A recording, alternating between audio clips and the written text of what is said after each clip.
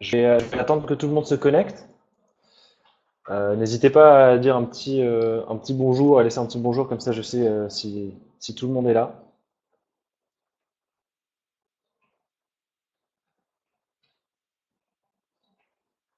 Hop. Bonjour Céline.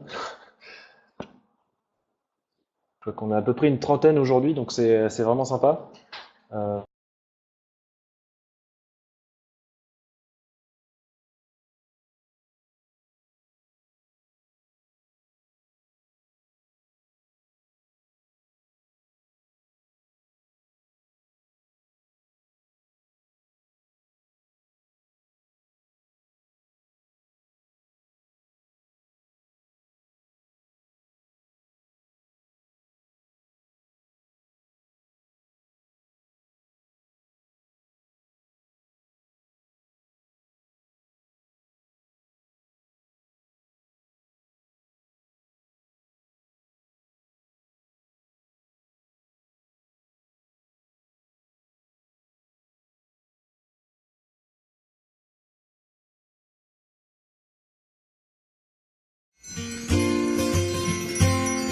Mingalaba!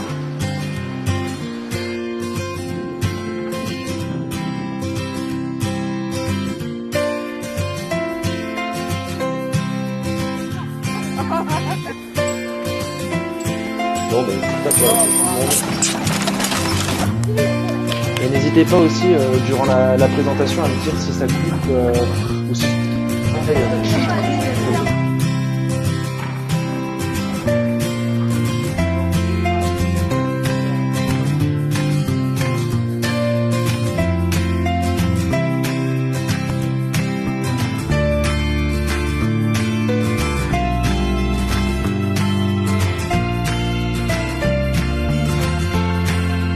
Dong, ya bagong dong.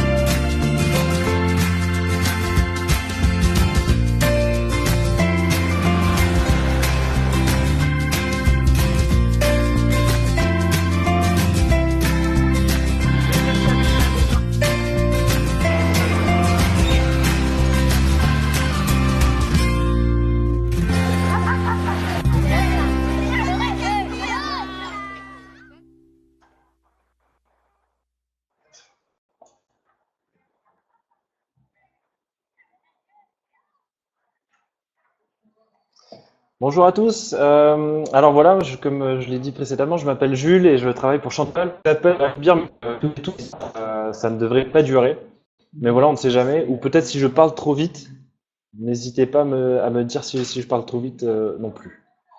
Euh,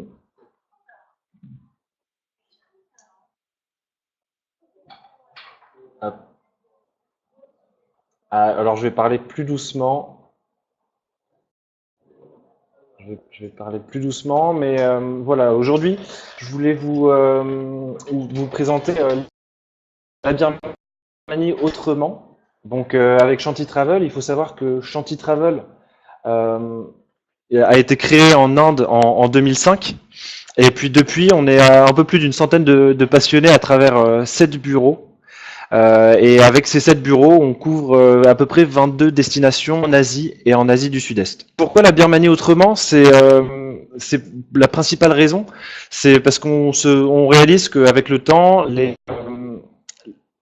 on réalise que voilà, les voyageurs cherchent des expériences un peu en dehors des sentiers battus et cherchent à avoir des expériences différentes de leurs amis, différentes des programmes qu'ils ont eus sous les yeux. Et donc, pour vos voyageurs, je me suis dit que c'était peut-être une bonne idée de vous proposer comment on peut visiter un parcours qui, en soi, n'est pas particulièrement différent, mais c'est à travers les expériences qui vont faire que ce programme soit différent. Pour commencer, je vais vous présenter la Birmanie en un itinéraire, pardon. Puis ensuite, on va passer à Yangon. On va faire Bagan, le lac Inle et on va finir par les treks. Donc, tout ça de façon très succincte. Alors, je crois que le son est saccadé. Alors, hop. Est-ce que vous m'entendez tous? Non. Alors, toujours quelques bugs. Non. Je vais peut-être passer un peu de temps. Alors, pour Catherine, c'est bon. Jean-François, non. Désolé, c'est un peu les aléas. C'est un peu les aléas de la destination. Je vais essayer de parler plus lentement. De toute façon, sinon, au cas où, on a déjà enregistré la présentation et puis on pourra vous la faire parvenir. Donc, la Birmanie en un itinéraire avec les incontournables, c'est vous partez de Yangon, vous le savez sûrement déjà, mais vous partez de Yangon, vous allez à Mandalay, vous passez par Bagan, vous allez vers le lac Inle et vous revenez vers Yangon. Ça comprend les incontournables. C'est possible de le faire sur une douzaine de jours sans courir en faisant les visites, sans se presser, mais en profitant de chaque destination. Là, dans cette présentation, j'ai un peu omis Mandalay. Pourquoi? Parce qu'en fait, Mandalay est vraiment connu pour ses capitales royales, mais c'est assez difficile finalement de visiter Mandalay de façon alternative et de façon différente. Donc c'est pour ça que j'ai préféré me concentrer sur les 3 autres destinations avec les treks. Ça vous permettra d'avoir une Birmanie en un itinéraire, donc l'itinéraire classique, sur à peu près une douzaine de jours. Vous avez Yangon et son passé colonial, donc c'est là où on peut arriver avec les vols internationaux. Nous, on conseille d'y rester une nuit pour se reposer, pour se reprendre un peu après le décalage horaire. Mais c'est pas vraiment en arrivant que l'on va faire l'essentiel des visites à Yangon. Ça va plutôt être pour se reposer. Puis le lendemain, en début de matinée, on va prendre un vol vers Mandalay. Vers Mandalay, ça va être les capitales royales, comme je l'ai dit. Donc sur à peu près un jour et demi, 2 jours maximum, c'est bien de passer ce temps-là à Mandalay. Et puis ensuite, selon la saison, évidemment, si vous êtes en haute saison, vous avez l'opportunité de faire Mandalay-Bagan en bateau de croisière sur une journée sur l'Irrawaddy. C'est tout à fait faisable et c'est vraiment très sympa. Après, il faut savoir que c'est sur le Mekong où les berges sont assez proches. Ça va être un long fleuve assez plat. Donc c'est bien pour se reposer, mais vous n'aurez pas énormément de choses à voir. Voilà, c'est bien pour ralentir un peu le rythme du voyage, pour prendre un peu le temps d'arriver à Bagan, et ça vous permet d'arriver à Bagan de l'autre côté, en fait, par le fleuve, au lieu d'arriver par avion. À Bagan, c'est vraiment souvent le coup de cœur des voyageurs, c'est un peu aussi une raison pour laquelle ils sont venus en Birmanie. Donc nous, on conseille à nos voyageurs d'y rester à peu près 2 ou 3 nuits. Ça vous permet, et ça permet aux voyageurs de profiter de la vallée et des temples avec le guide, par exemple, le premier jour, et puis après, les 2 autres jours, d'y aller en autonomie, donc soit avec un vélo, soit en scooter électrique. C'est vraiment très, très sympa d'y aller tout seul. Il y a des applications comme Maps.me que l'on conseille à nos voyageurs. Ça vous permet d'être géolocalisé sans internet et sans 4G. C'est hors ligne et ça vous permet voilà de passer la journée et de passer aux voyageurs ça permet aux voyageurs de passer toute la journée à travers les temples et d'aller de temple à temple en autonomie. Donc c'est vraiment super. Les hôtels sont de très bonne qualité à Bagan, mais il peut faire très chaud vers le mois de mars, avril, mai. Il faut faire attention parce que voilà, nous on a quelques voyageurs qui sont sensibles à ça. C'est pas vraiment humide parce que c'est aride comme climat, un peu désertique, mais il peut faire très chaud vers cette période de l'année, donc vers mars, avril, mai. Ensuite, les voyageurs peuvent prendre un vol domestique vers Callao. Donc, à Callao, c'est une ancienne station climatique britannique qui est très jolie. Il y a encore un peu d'architecture coloniale. Et vous allez arriver en début d'après-midi. Vos voyageurs, pardon, vont arriver en début d'après-midi.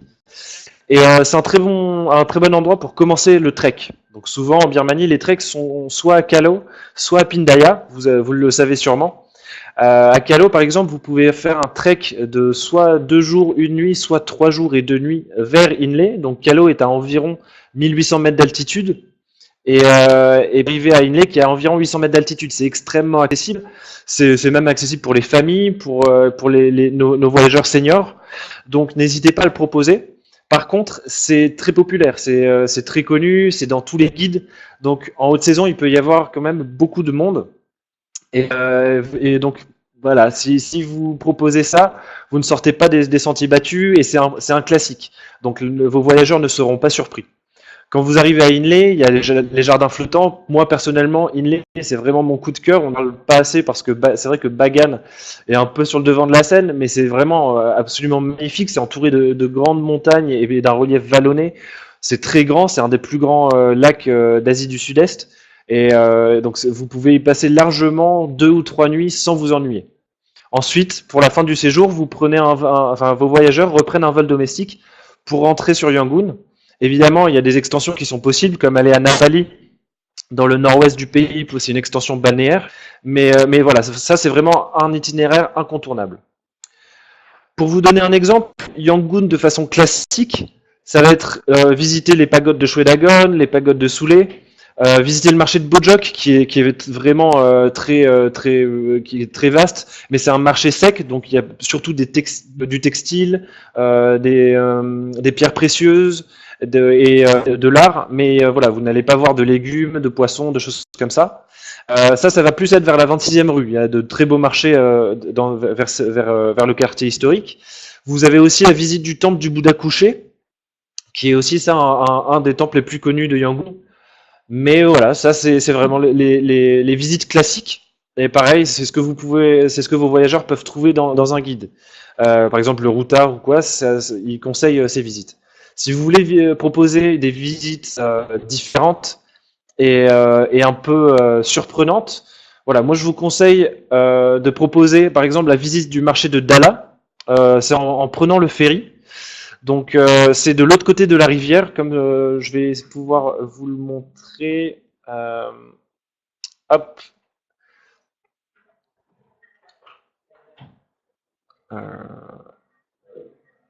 Alors, un petit souci.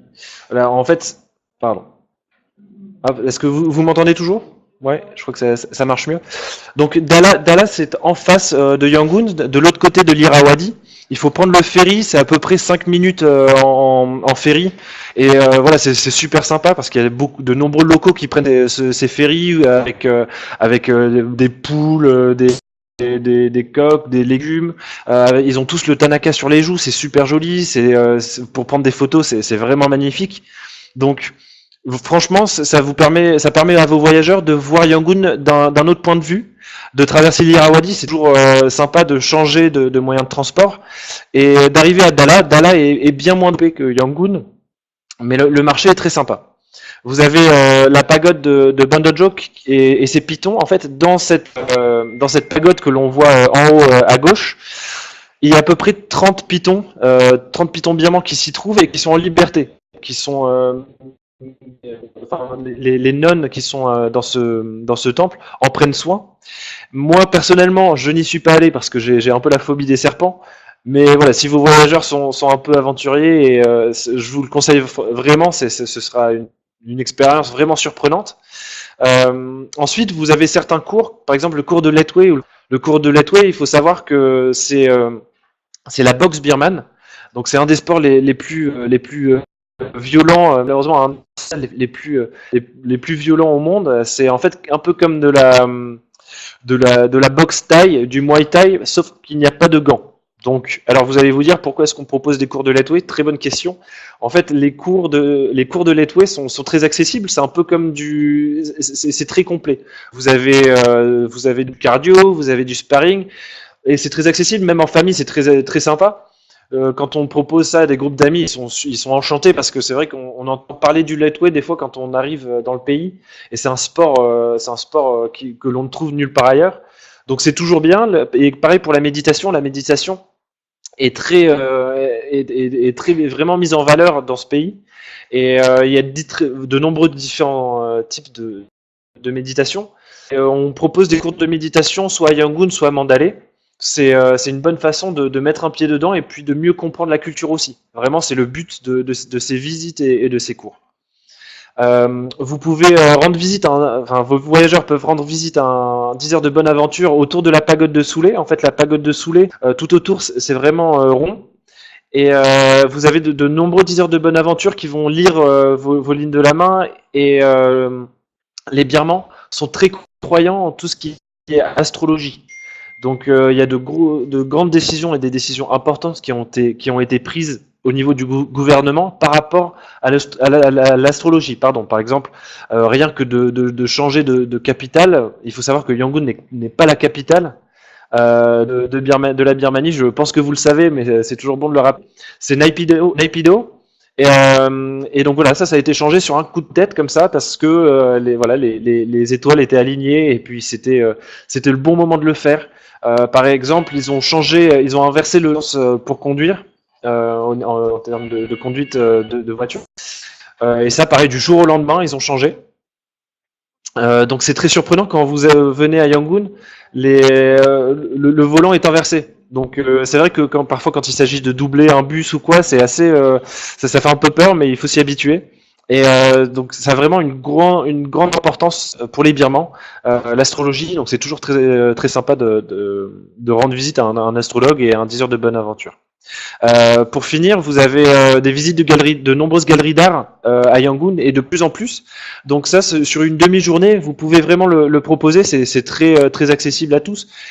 C'est très compréhensible. Il y a des guides en anglais qui sont là et qui sont spécialisés pour les galeries d'art. Donc c'est vraiment top. Ça permet de changer un peu des pagodes, des temples et des marchés et de voir qu'il y a vraiment une culture qui est en effervescence en termes d'art et d'art contemporain. Oui, ça, n'hésitez vraiment pas à poser des questions et je serai ravi d'y répondre en fin de présentation. Alors, hop, Yangon autrement. Voilà, maintenant il y a Bagan. Bagan de façon classique, ça va être la location de vélos ou de scooters électriques, ça va être les visites des temples d'Old Bagan, les visites de fabriques de lacs, les vols en montgolfière au-dessus de Bagan pour le lever du soleil. Ça c'est vraiment quelque chose que les voyageurs ont souvent en tête et c'est parfois une des principales raisons pour venir en Birmanie. Je vous cache pas que des fois c'est un peu dommage quand on a des voyageurs qui veulent venir que pour le vol en montgolfière, parce que des fois même il peut être annulé ou reporté à cause de la météo. Sachez que par exemple pour la montgolfière, il est possible de le faire aussi à Napoli et aussi sur le lac Lé. Donc sur le lac Lé, vous allez monter beaucoup plus haut, enfin vos voyageurs pardon vont monter beaucoup plus haut en altitude. C'est la région Shan, donc c'est très vallonné, vous allez avoir de très belles scènes de vie, vous allez voir des marchés, des villages, vous êtes au-dessus du lac, donc c'est vraiment très surprenant aussi. Et c'est beaucoup moins au-dessus de Bagan. Donc n'hésitez pas à proposer le vol en montgolfière au-dessus d'Inlay, c'est le même prix. C'est à peu près 300 € pour 50 minutes de vol. Mais voilà, c'est une alternative dont peu sont au courant. Et vraiment, moi j'ai eu des voyageurs, elle a été annulée à Bagan et donc il a été reporté à Inlay. Ils étaient absolument super contents de leur vol à Inlay. Si vous voulez proposer Bagan de façon un peu alternative et Bagan autrement, il y a la possibilité de faire des croisières au coucher de soleil sur des petites embarcations. Et vous arrivez, c'est super sympa, vous arrivez au milieu de l'Irrawaddy sur un banc de sable. Et vous avez un petit apéritif sur un plateau en lac, parce que c'est la spécialité là-bas, pour vous reposer, pour voir le coucher de soleil, et évidemment pour voir Bagan d'un autre point de vue, hein, comme quand vous arrivez à Bagan avec la croisière, vous êtes assis sur un banc de sable, quasiment tout seul, et puis vous pouvez voir les temples au loin. C'est vraiment top. Et ça, vous pouvez le faire. Les croisières partent à peu près vers sur les coups de 16 heures pour profiter, pour prendre le temps d'admirer le coucher de soleil. Ensuite, quelque chose que l'on fait de plus en plus et que très peu de gens savent et font, c'est les visites des temples de New Bagan de nuit. Donc je ne sais pas si certains d'entre vous sont déjà allés à Bagan, mais imaginez-vous des temples qui sont là depuis des centaines et des centaines d'années, et vous arrivez de nuit avec une lampe torche, avec le guide évidemment, et puis vous pouvez éclairer à l'intérieur, et à l'intérieur vous avez des peintures qui datent depuis la création des pagodes et des temples. Donc, et qui n'ont jamais été rénovés. Donc c'est vraiment tout à fait surprenant et captivant. Vous avez un peu l'impression d'être Indiana Jones en pleine aventure. Et même pour les enfants, c'est absolument phénoménal. Vous voyez ça, et puis les peintures apparaissent au cours de la visite avec votre lampe torche. Et ça a un côté un peu mystique. Évidemment, vos voyageurs seront seuls durant ces visites de nuit. Donc c'est vraiment un moment qui restera gravé dans leur mémoire, et c'est vraiment une façon de visiter les temples de Bagan. Pour finir, on propose de plus en plus les déjeuners chez une famille locale. Donc c'est souvent un ami et la famille de nos guides qui proposent ça. Et c'est vraiment une bonne occasion pour que vos voyageurs puissent se reposer un peu, parce que voilà, à Bagan il peut faire très chaud. Si vos voyageurs viennent au mois d'avril, mars, avril et mai, il peut faire très chaud. C'est toujours bien de faire une petite coupure durant la journée, voilà, découvrir la cuisine locale, et ce sera sûrement l'une des fois où vos voyageurs mangeront mieux, vraiment, parce que c'est local, les ingrédients sont locaux aussi, et voilà, ils peuvent prendre le temps d'échanger avec la famille, de voir comment est construite une maison birmane, comment vit une famille birmane, et c'est vraiment un très très beau moment d'échange. Vous avez aussi le lac Inle. Le lac Inle, donc le lac Inle de la visite standard, ça va être la visite d'Indein, la visite des marchés flottants de 5 jours, et la visite des potagers flottants. C'est assez classique. Moi, très personnellement, Inle, c'est comme je l'ai dit, c'est mon coup de cœur, parce qu'on n'en parle pas assez. On le sous-estime un peu, et c'est peut-être une bonne chose. Donc souvent, quand je fais des programmes, je finis par le lac Inle parce que c'est une très belle surprise. Et les hôtels là-bas sont vraiment très beaux. Si vous êtes sur une catégorie un peu supérieure, vous allez vos voyageurs vont être soit sur pilotis au milieu du lac, soit sur les berges. À savoir que si vous choisissez et si vos voyageurs choisissent des hôtels au milieu du lac, ils peuvent avoir la sensation d'être un peu prisonniers, parce que tout simplement le soir ils ne vont pas pouvoir prendre de bateau pour aller dîner, ils ne vont pas pouvoir prendre de bateau pour aller boire un verre, voir le coucher de soleil, parce que les bateaux. Donc ça, c'est quelque chose à prendre en compte quand vous choisissez vos hôtels. Mais voilà, c'est sur les berges, c'est vraiment top parce que vous arrivez en bateau, vous traversez, enfin vos voyageurs arrivent en bateau, pardon, vous traversez un peu les potagers, les lisières, et puis hop, vous arrivez au milieu d'un hôtel qui est la plupart du temps fait en bois. Vous arrivez à la pagaie, c'est très apaisant, c'est très silencieux. On entendez juste les oiseaux, c'est vraiment top. Donc, si vous voulez proposer à vos voyageurs une visite d'Inlay autrement, il y a la possibilité d'aller plus au sud du lac Inle. Donc, plus au sud, ça va être le lac de Sagar. C'est à peu près à 3 heures de bateau du lac Inle. Et vous passez une sorte de chenal entre le lac Inle et le lac de Sagar. Et les berges vont être plus rapprochées. Donc, c'est beaucoup plus sympa aussi pour vos voyageurs de vie et de voir vraiment la vie se dérouler sous leurs yeux. Une fois que vos voyageurs arrivent au lac de Sagar, c'est vraiment immense. Et peu de voyageurs prennent le temps d'y aller. Donc, la plupart du temps, vos voyageurs vont se retrouver seuls, évidemment avec leur guide, vont se retrouver seuls sur le lac de Sagar. Et vraiment, ils vont voir le lac à perte de vue. C'est un des plus grands lacs d'Asie du Sud-Est. Je vous encourage à regarder en ligne à quoi ça ressemble, mais c'est vraiment magnifique. Non, alors... Non, il se renverse jamais. En tout cas, j'ai jamais eu le lac. C'était très stable, évidemment. S'il y a des vagues, les visites vont être un peu limitées, mais c'est vraiment très rare parce que c'est des bateaux qui sont assez longs, mais qui sont très stables en termes de balancement. Et donc il y a vraiment aucun souci. Sur le va être à peu près à 5 personnes, 4-5 personnes sur un bateau standard. Donc voilà, il y a vraiment aucun problème. Moi je vous encourage juste à proposer à vos voyageurs de prendre des fois des caisses parce que les moteurs des bateaux sont parfois un peu forts et c'est vrai que de bon matin quand vos voyageurs arrivent, sortent petit déjeuner de l'hôtel qui est très apaisant, arrivent sur le bateau et que le bateau pétarade un peu, c'est toujours bien d'avoir des boules caisses. C'est un petit confort en plus. Voilà, vers le sud du lac de Sagar, vous avez Loiko. Loiko, c'est vraiment une bonne excursion. Vos voyageurs peuvent y passer à peu près 2 nuits.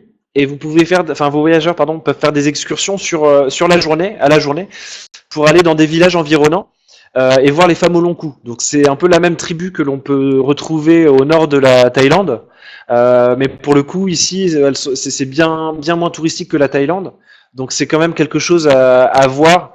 Et voilà, elles sont dans leur environnement. Évidemment, nous de notre côté, on n'encourage pas la visite de ces femmes et de ces villages à tout prix. Il faut évidemment, je pense, respecter l'environnement et respecter les traditions. Mais voilà, c'est à Loiko, c'est beaucoup plus, c'est fait de façon beaucoup plus organique, de façon plus naturelle. Donc c'est ça peut faire très belle rencontre et à de très beaux échanges. Donc autour de Loiko, sachez également que vos voyageurs peuvent prendre un vol retour Loiko Yangon. Donc il n'y a pas besoin de faire Loiko Sagar Inle pour prendre le vol à Inle et revenir à Yangon.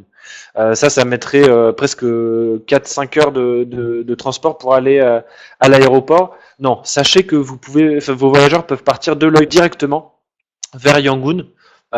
Et ça c'est vraiment top. Donc vos voyageurs ne font pas d'aller-retour, juste ils descendent le lac Inle, ils arrivent à Sagar. Il y a aussi de très beaux hôtels à Sagar et à Loiko qui sont un peu dans l'esprit de lodge et d'éco-lodge qui ont été construits dans le respect de l'environnement et de la faune et de la flore et sont des acteurs sociaux auprès des villages de la région.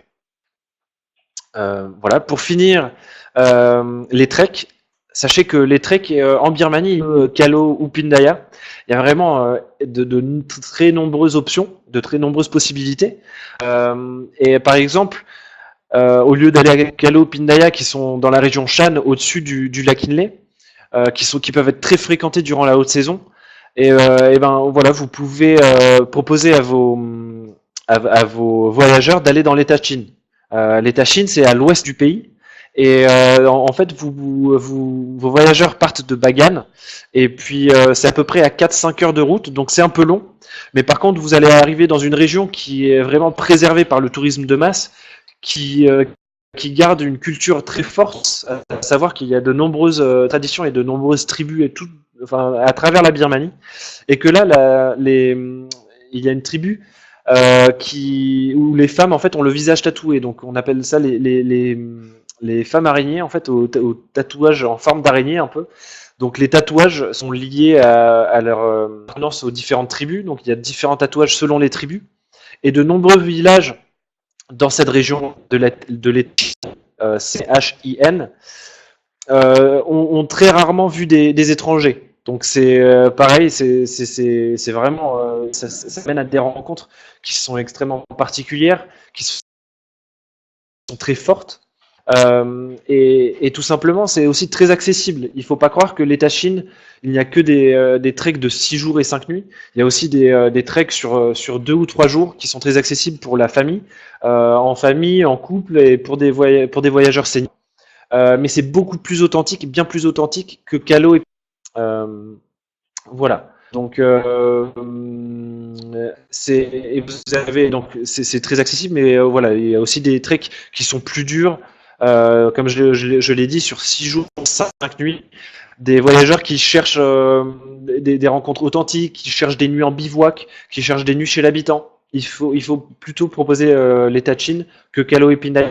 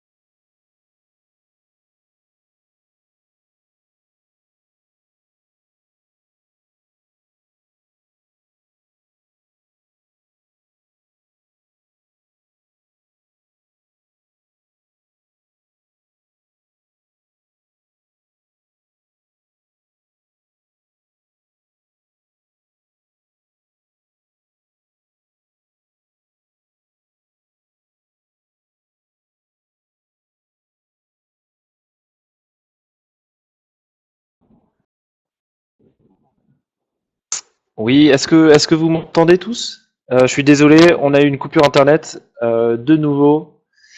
C'est les aléas de la Birmanie et du pays. Donc c'est voilà, là, ça fait partie de l'aventure. Je suis vraiment désolé. Est-ce que vous êtes toujours là? Ok, bon bah parfait. Euh, alors, hop. Alors, est-ce que donc de faire des treks donc pour répondre à Loïs, des treks de 10-12 jours, ça va être relativement compliqué. Mais plutôt, moi, ce que je vous propose aussi, et ce que je proposerai à vos voyageurs, ce serait de compiler un peu des treks. Donc, par exemple, faire 6 jours dans l'état Chin, puis aller vers Mandalay, et puis dans le nord de l'état Shan. Là, par exemple, vers Lashio, vous pouvez également faire des treks. Donc, par exemple, faire 6 jours en état Chin, 3-4 jours en état Shan, et ça va permettre en fait, de changer d'environnement et de varier la difficulté du trek, de varier les tribus que l'on va rencontrer, et voilà, de changer un peu de paysage. Donc, moi, voilà, au lieu de 10-12 jours sur un même site, je vous conseillerais, et je conseillerais à vos voyageurs de vraiment séparer ça en 6 jours état Chine, et puis 4 jours en état Shan, puis par exemple 2 jours à Loiko. Ce sera encore mieux. Euh, alors, hop, je regarde juste les questions.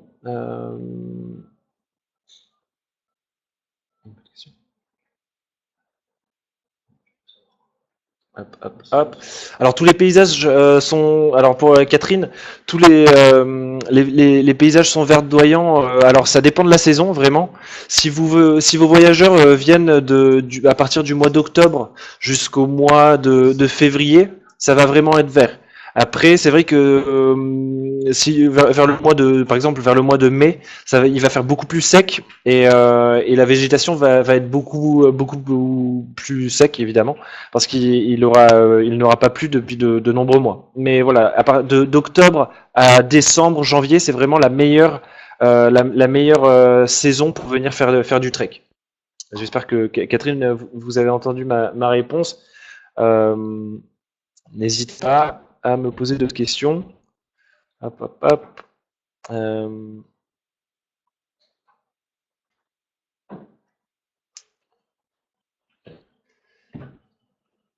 Oui, parce que c'est quand même assez réglementé. Donc vers Callao, Inlay, et puis même à la journée, vos voyageurs vont avoir un guide. Et c'est pas que pour montrer le sentier, mais c'est aussi pour faciliter l'interaction avec les villageois et avec les gens que vos voyageurs vont rencontrer. Parce que tout simplement, c'est aussi un des grands avantages des treks. C'est ça, c'est d'interagir avec les voyageurs, avec les villageois. Et par exemple, quand vos voyageurs traverseront un village, de pouvoir échanger un peu, de connaître, de se renseigner un peu plus sur les us et coutumes, c'est beaucoup plus agréable. Donc, alors, les guides durant les treks, oui. Par contre, avoir un guide durant tout le séjour, ce n'est pas forcément obligatoire. Sauf le guide francophone. Par exemple, le guide francophone en Birmanie, c'est très spécifique, mais vos voyageurs vont devoir l'avoir du début jusqu'à la fin du séjour. C'est très réglementé. Ça, c'est aussi la Birmanie. C'est que la demande est très forte, et les guides francophones coûtent assez cher à former et sont relativement peu nombreux. Donc, ouais, c'est pour ça que le guide francophone doit accompagner les voyageurs du début jusqu'à la fin, sauf l'extension balnéaire Anapali. Donc voilà, ça représente quand même un autre budget, et même en termes d'ambiance de voyage. Si c'est par exemple un couple qui souhaite avoir un guide francophone, ben voilà, ça va être le couple plus ce guide-là durant quasiment tout le séjour. Quand je parle d'extension, Catherine, c'est une extension balnéaire vers Napali. C'est celle que l'on propose le plus souvent. C'est à l'ouest du pays, donc vers l'État Rakhine. Ça s'appelle Napali, Ngapali. Et voilà, c'est un peu l'extension farniente, l'extension plage. C'est très joli. Il y a de très beaux hôtels Après, voilà, vous n'allez pas, enfin, les voyageurs ne vont pas vraiment pouvoir faire de plongée. Non, c'est N-A-P-A-L-I. Et donc, parce que les fonds sont sableux, donc, enfin, sablonneux, pardon. Sablonneux. Mais voilà, c'est pas, on peut pas vraiment comparer ça aux Philippines ou à la Thaïlande, mais c'est un bon moyen de se détendre avant de repartir en Europe et à la fin du voyage. Donc Catherine, alors exemple de programme. Donc Clémentine, pour un exemple type 15 jours, on va pouvoir prendre le programme, l'itinéraire du début, par exemple celui-ci, que l'on va pouvoir adapter sur 10 jours, par exemple 2 jours à Yangon, 2 jours à Mandalay, 3 jours à Bagan, 2 jours à Kalo pour faire le trek, Inlay, et puis par exemple faire l'extension à Nap, donc, comme je l'ai dit, qui est vers les Tarakine. Et ça, c'est top. Sur 15 jours, les voyageurs ne s'ennuieront vraiment pas. Donc voilà, sur 15 jours, vos voyageurs font les incontournables en faisant aussi des expériences, des activités qui sont un peu hors des sentiers battus, comme on a pu le voir. Et en supplément, vous pouvez faire une extension farniente, une extension plage, pour finir le voyage. Voilà, j'espère que Clémentine, j'ai répondu à votre question. Donc Gilles, je pense que j'ai répondu aussi à votre question par rapport au guide. En effet, pendant le trek, c'est obligatoire.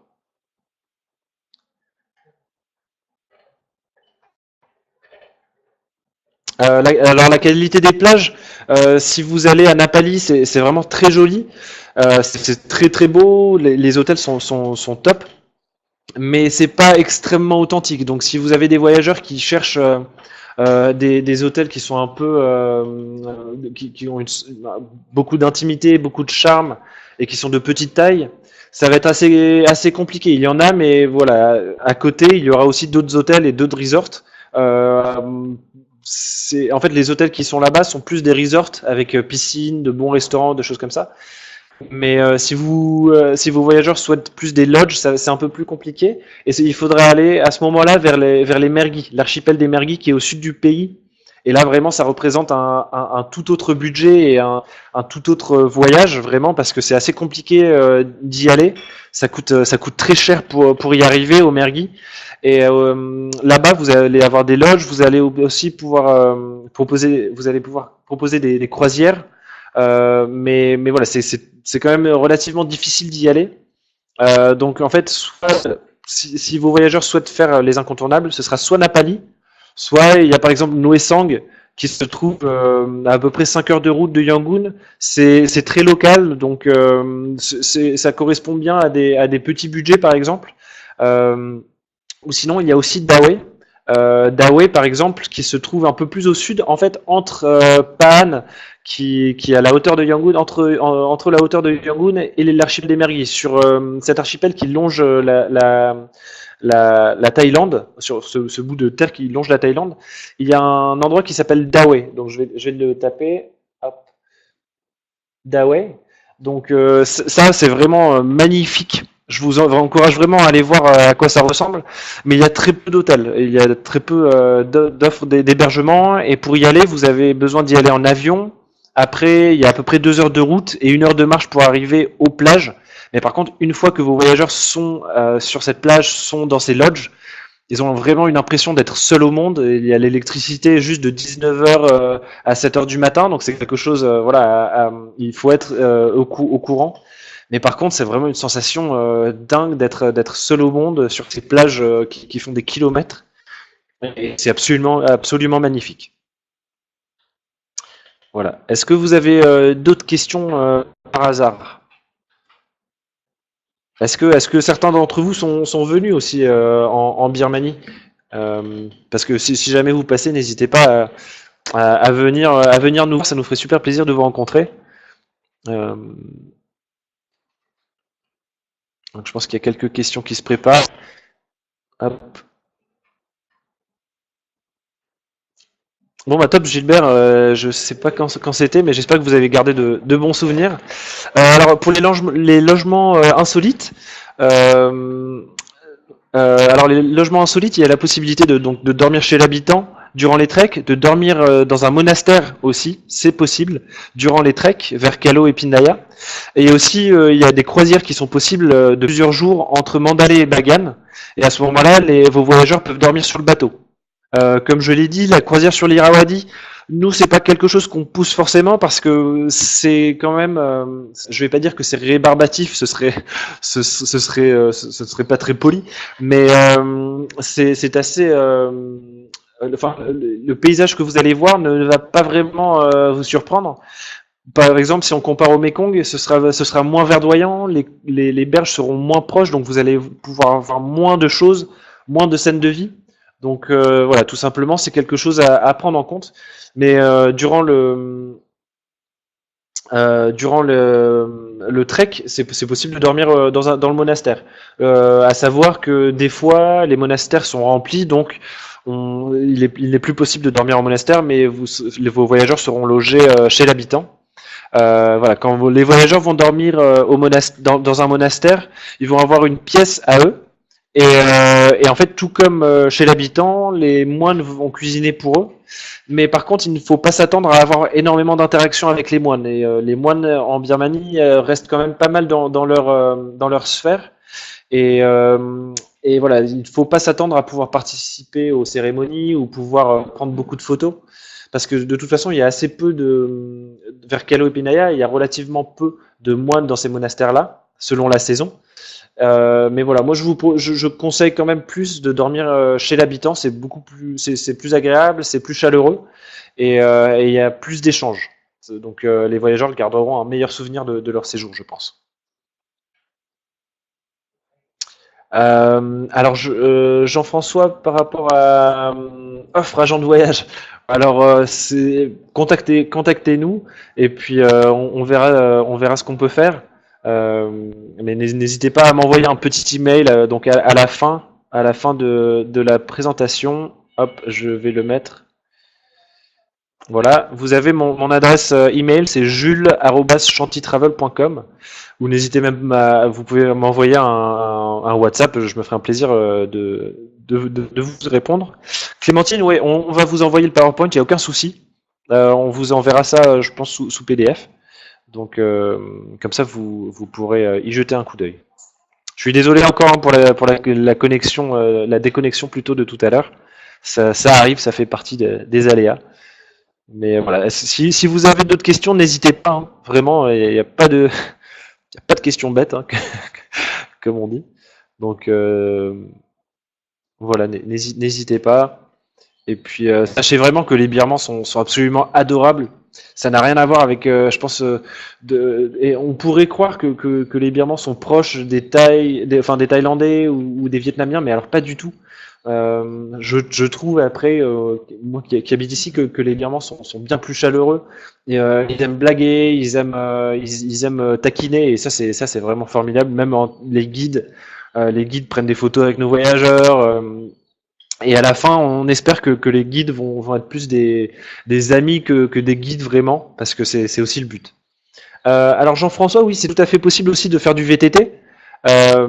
C'est possible de faire du VTT à Bagan, et puis après, on peut faire des excursions VTT, par exemple vers Calo, vers le lac Inle. Vers le lac Inle, c'est vraiment possible de faire un grand tour en VTT. Aussi vers Lashio, donc qui est dans le nord de l'État Shan, c'est possible. Donc en fait, Lashio, ça se trouve à l'est de Mandalay. Donc il y a Mandalay, Pinolwin, Sipo et Lashio. C'est un peu sur la même ligne ferroviaire en fait qui a été construite par les Britanniques.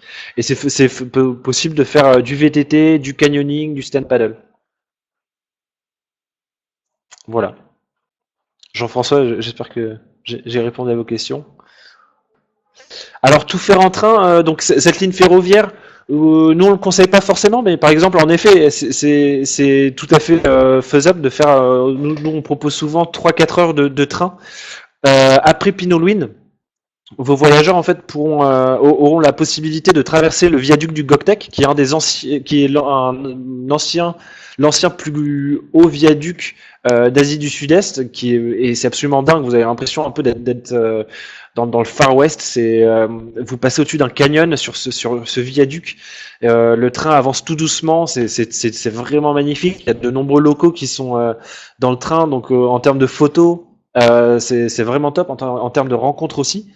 Mais faire plus que 4 heures de train, ça risque de faire un peu long. Donc nous, ce qu'on propose, c'est faire du train à partir de Pinolwin. Ils traversent le Goktek et après on les ramène à Mandalay en voiture, en s'arrêtant évidemment sur la route quand ils le souhaitent. Mais voilà, faire tout en train, ça risque d'être très long, sachant que surtout aussi, le train part de Mandalay sur les coups de 6 heures du matin. Et ça ne plaît pas à tout le monde. Voilà, il y a aussi la possibilité, par exemple, de faire du train, de descendre de Callao vers Inlay en train. Ça, c'est tout à fait possible. Donc ça, pareil, c'est faire du train, prendre le train dans la région Shan. C'est très vallonné, c'est très verdoyant. C'est vraiment super joli. À Callao aussi, juste pour information, vous trouverez un refuge d'éléphants. Ça s'appelle le Green Hill Green Hill Elephant Camp. Voilà. Je vous conseille vraiment d'y jeter un coup d'œil aussi. C'est un refuge pour les éléphants qui ne peuvent plus travailler en forêt. Parce qu'en Birmanie, les éléphants, enfin les Birmans travaillent avec les éléphants en forêt, là où les véhicules ne peuvent plus passer. En fait, ça c'est un refuge qui travaille que qui fonctionne juste à partir de donations, qui ne fait pas de profit. Mais voilà, vos voyageurs pourront en apprendre énormément sur les éléphants en Birmanie, sur comment sont traités les éléphants, comment est-ce qu'on peut protéger la faune et la flore de la région Shan. Donc vraiment, c'est top. Voilà.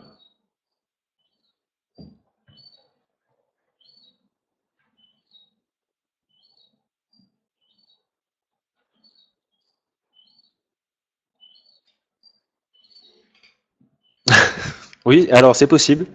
En partant de France, on peut faire, on peut faire tout en éléphant.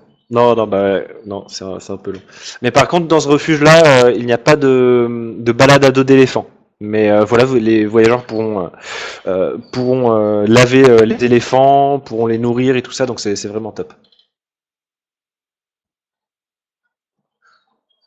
Voilà.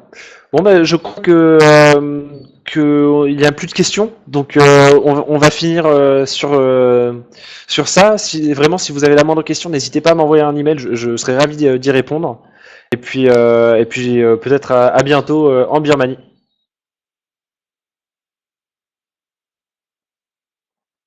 Allez, au revoir.